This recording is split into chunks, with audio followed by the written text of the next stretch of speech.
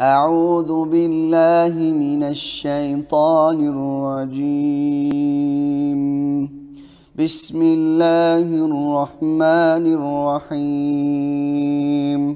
والفجر وليال عشر والشفع والوتر والليل إذا يسر هل في ذلك قسم لذي حجر ألم تر كيف فعل ربك بعاد إرم ذات العماد التي لم يخلق مثلها في البلاد وثمود الذين جابوا الصخر بالواد وفرعون ذي الأوتاد الذين طغوا في البلاد فاكثروا فيها الفساد فصب عليهم ربك سوط عذاب إن ربك لبالمرصاد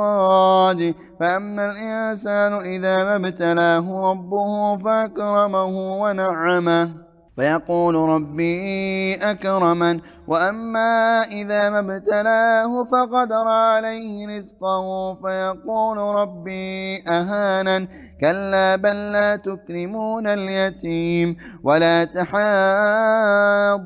على طعام المسكين وتأكلون التراث أكلا لما وتحبون المال حبا جما كلا إذا دكت الأرض دكا دكا وجاء ربك والملك صفا صفا وجيء يومئذ بجهنم يومئذ يتذكر الإنسان وأنى له الذكرى يقول يا ليتني قدمت لحياتي فيومئذ لا يعذب عذابه أحد ولا يوثق وثاقه أحد يا